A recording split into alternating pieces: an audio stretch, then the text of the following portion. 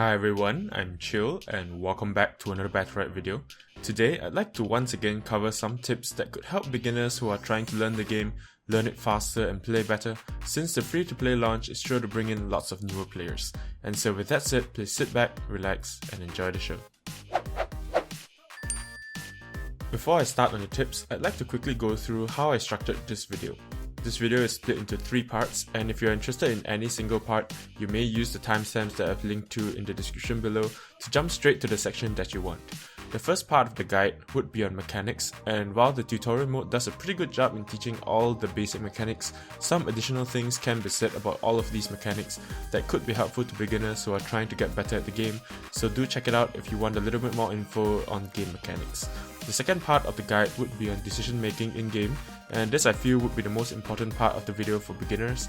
The tips contained in this section are the tips I believe would help new players out the most, since I feel that making the right decisions in each Battlerite round is just as important, if not more important, than being able to play well mechanically. And finally, the relatively short third part is simply my tier list, which ranks champions by how difficult they are, to hopefully give new players an idea of which champions to get first or to try out first. So yeah, with all that being said, let's get started. First off, EX abilities. While the in-game tutorial explained very well what EX abilities are and what they do, I just wanted to give a bit of tips about them. Since the EX abilities share a cooldown with the normal unmodified abilities, the downside of using EX abilities isn't just the energy cost, but it is also the cooldown of your base ability. Depending on the champion you're playing, some champions' base abilities are actually better to use in general as compared to their EX versions, even if they have enough energy. There is no doubt that there is a time and place for every ability, including the EX versions, but what I'm trying to say is to take some time to understand and think about the best and proper times to use these certain abilities, rather than simply using them without thinking, and not getting the most out of the champion you're playing. Next up, cast cancelling. In the tutorial, cast cancelling was taught to players by making them cancel their snipe cast so that it doesn't get deflected by Raygon's parry or trigger Sirius's counter ability. While cancelling your abilities reactively, like what is taught in the tutorial, is the most general use for cancelling abilities, you can use it for more than just that.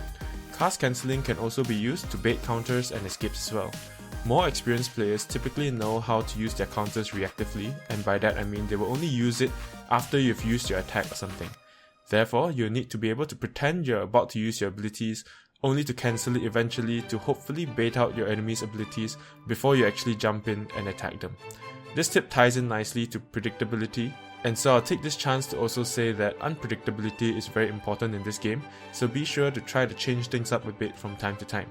If you cancel your ability sometimes and other times you just let it go through without cancelling anything, it will make it that much harder for enemies to time their counters or escapes right. Moving on to healing and orbs. So I hope by now it is clear that securing the center orb is really important to helping your team gain victory in an extremely close match. And so unless you're 1 or 2 hits away from dying, getting that center orb is going to be top priority most of the time. The reason for this, if you were previously unaware, is because there is actually a cap to how much healing you can do using your abilities. If you took more than 40 points of damage without doing any healing to yourself in that time you were dealt those damage, you will start to receive true damage.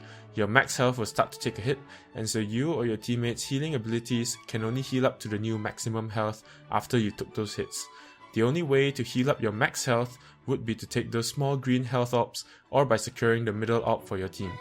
Many newer players often forget or don't try to contest for these objectives and end up losing matches that they shouldn't have lost. For this reason, this is in here just as a reminder to try to play around the orb as a focus and work as a team even more when it comes to trying to secure the orb. On to crowd control. Most champions have access to at least one crowd control or CC ability. If you've played games like Dota and the like, then the term chaining CCs or chaining stuns will already mean something to you. If you haven't, then what it means is that you're basically trying to time your stun or CC abilities in such a way where you can keep the enemy controlled or stunned for a longer time than usual. So in this game, CC abilities are incaps, panics, petrifies, and those sorts of stuff. It is a very useful technique to either punish said enemy and deal lots of damage to them together with your teammate, or you can also chain CC an enemy to keep him out of a fight so that you and your teammate can quickly focus fire the other enemy that is not CC'd. When playing in Battlerite, where possible, you'll want to apply the same technique on your enemies, since this gives you the best chance to deal lots of true damage to your enemies. the kind which the enemy's healing abilities cannot heal through, like I explained in the previous tip on healing and orbs. Having good chemistry with your teammates helps a lot with chain CCs, and so if you find that you break each other's CCs frequently, or cannot chain stuns with your teammates that well, then perhaps just quickly describing your plan and thoughts to your teammate before each round might help with that. Finally, aiming. While you don't really need superb aiming when playing some champions, melee champions for example, it would make a big difference if you can aim properly when playing with champions that really require good aim. This is especially true for champions like Jumong or Pearl for example, who has hard-hitting attacks but slow attack speeds. A tip I have for aiming better is to try to put your enemy between your champion's position and the location of your cursor. Depending on how far away they are, you'll need to think about leading your shots a little bit, while also anticipating whether the enemy will try to suddenly switch directions to avoid your attack. Chances are, if the enemy is paying attention to you while you're trying to aim at them, they will probably try to avoid your attack, and so you can use this to your advantage when trying to aim to hit them. Another instance where you might need good aim would be when you're trying to heal your teammates. With champions like Paloma and Pestilus, whose mouse 1 attacks are also their heals, it can sometimes be difficult to try to heal teammates since they are actively avoiding enemies' attacks, and this can throw your aim off when you're trying to attack them. To try to counteract this, I usually anticipate my teammates to be moving in a line that is perpendicular or 90 degrees to the line between them and the enemy. While they're trying to avoid enemy attacks, moving on that perpendicular line is the best way to try to avoid enemy attacks, and so for this reason, you're more likely to succeed in healing your teammates if you can visualize this line that they might be moving on and aim accordingly. Some people would backpedal a little bit as well to try to get out of range of enemy projectiles, so this line I talk about isn't going to be exactly 90 degrees, so when this happens, you'll likely need to adjust for your teammate, maybe walking back and to the side a little bit to get the most out of your heals. I know that sounds like a lot to take in, but I hope that the images help a little bit with illustrating what I'm trying to describe, as I believe aiming well is important to improving in Battlerite. Now that I've covered 5 tips on mechanics, let us move on to another 5 tips on decision making in-game. First off, positioning. Positioning is probably one of the most important things you have to take note of if you want to be able to consistently win more games in Battlerite. Having good positioning doesn't mean you'll win every game, but it will definitely improve your chances of winning games if you do have it. To have good positioning, you need to pay attention to a few key things. Number 1 is your opponent's position, number 2 is your opponent's area of influence, I'll get more into that in a minute, number 3 is your ally's position, and finally, most importantly, your own position, which is kind of the point of this part of the video. Number 1 and number 2, so basically the opponent's position and their area of influence, kind of go hand in hand, so let's tackle them together. What I mean by an opponent's area of influence, to put it simply, would be the area in which a certain enemy can do something to you. For example, ranged characters typically have large areas of influence since they can simply attack you from a distance. Melee characters with strong ranged projectiles and long range hooks like Rukan also has large areas of influence when these abilities are ready to be used. However, take note that their area of influence reduces drastically once you know that they have used these abilities, since all they can do after that is attack you in melee range or something. With all that being said, your enemy's area of influence will constantly change based on where they are at, so their position, and it will also depend on what abilities they have available which can harm you in some way. To have good positioning, you'll want to make sure that you're out of their area of influence as much as possible, except when you know you want to be within it so that you can deal damage to them, trade hits, but ultimately win the trade and come out after having dealt more damage to them than they did to you. That is the gist of it. Number 3, or the position of your ally, comes into play in all of this as well, because you want to be able to back them up and vice versa, so you want to be in each other's area of influence as much as possible. There is strength in numbers, and so the team that is most able to back each other up and work together is more likely to win the round. Similarly, knowing where you should be positioned at all times will make you more likely to be able to respond and take advantage of any mistakes your enemies might make, allowing you to make more favorable trades and in your own terms basically. So yeah, positioning is absolutely key. With all that said, having good positioning and visualizing these areas of influence will come with practice and experience, since you will need to know what other champions can do. It also takes a bit of practice and good game sense to analyze the behaviors and patterns of the other players in the round, which would in turn allow you to properly gauge where is the place you should be at any point in time.